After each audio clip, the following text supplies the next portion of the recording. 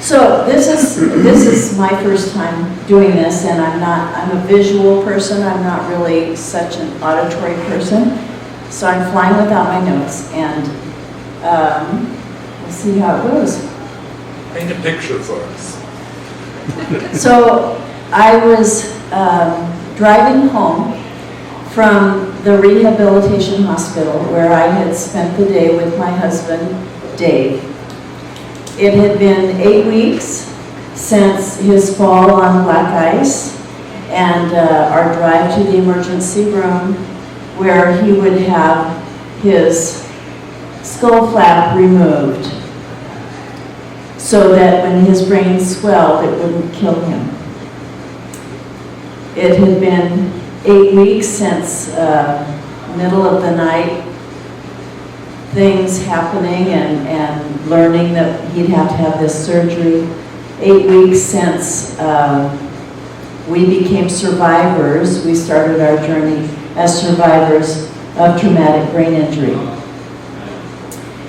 And so I had spent the day, this particular day, watching him pretty much sit in his wheelchair. He wore a protective helmet and it was too big for him, so it was down covering his eyes and his head was drooped. And that's all he could do that day. He'd been kind of sliding backwards in his therapy. What he used to be able to do with his left side, he was losing again, so now he couldn't hold a fork anymore. He couldn't keep his balance upright. He couldn't solve time problems, for example. If you have a doctor's appointment at 3 o'clock, you live 30 minutes away, what time do you have to leave your house? I don't know.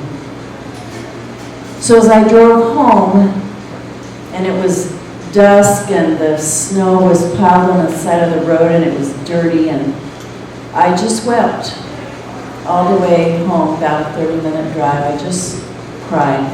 And this was one of the low points for me during this journey with his traumatic brain injury. And it would actually be the start of a period of a couple of weeks or so that would be would hold a lot of low points for us. We were waiting for his surgery to put his skull flap back in.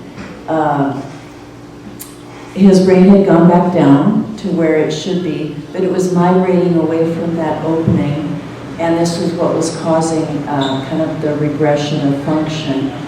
But he couldn't get the surgery for Medicare reasons. We needed to transfer him into subacute care for at least a week before he could get the surgery and could get fresh rehab after the next surgery. So he transferred to subacute care for about a week. And you may be familiar with subacute care, but it's subacute. So, for example, the nursing ratio is 1 nurse to every 15 patients, and really all they have time to do is pass out medications. And he was on medications. He was on a lot of medications. Besides what he was taking to get well, he was also on multiple painkillers. He was on a mood lifter, and he was on sleeping pills at night. So at nighttime, he was pretty loopy. And the night that he was transferred into subacute, he was convinced that there was a drug deal going on outside his bedroom. And he needed to escape right away. Of course, he couldn't even hold his balance, but he tries to get out of bed. He's not wearing his helmet, falls, hits his head on the floor. They have to take him by ambulance to get a fresh CAT scan. And I got a call about 2 in the morning. Mrs. Burns, this is the nurse's station. We need to tell you what's happened with your husband. I mentioned low points. For most of this journey, I actually felt pretty connected to God. But there were times when lots of times when I wept, times when I questioned God. and times when I just really yelled out loud, and this was one of those times. I laid in bed and just yelled, really, God, really, really. The low points really reminded me that we had absolutely no control over what was going to happen. We could work with the doctors and go through the therapies and take care of all the details of care, but we couldn't make Dave's brain heal. And I could pray, and our friends could pray, and I could read every scripture about Jesus healing people, but we didn't know if Dave would be healed.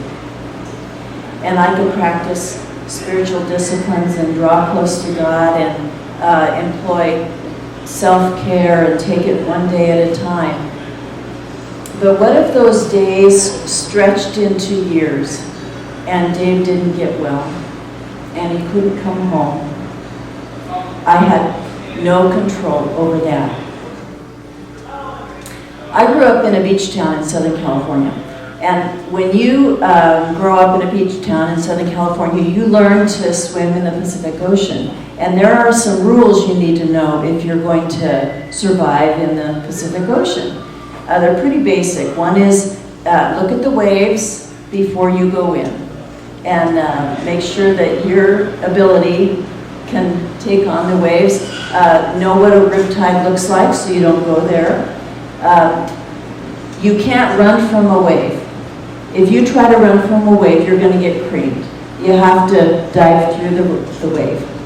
And when you get held under by a big wave, which you will get held under by a big wave, you have to try to stay calm until you get your bearings.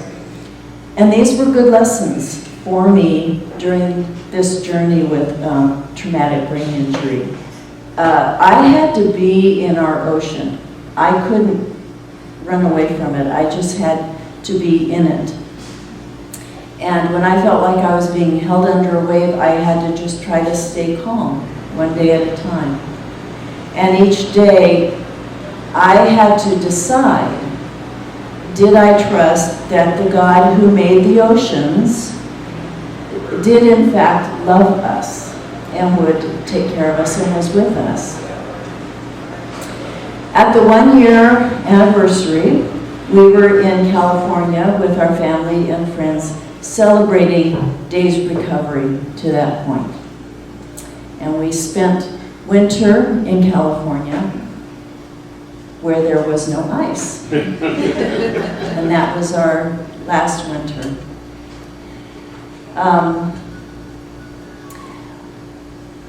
We have very little control over life. It's really very fragile. This idea of control is mostly an illusion.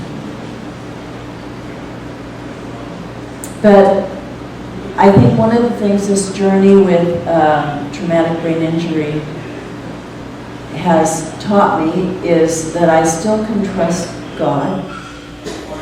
I can still choose to believe that He who formed the oceans does indeed love us and is with us even in those things where we have absolutely no control.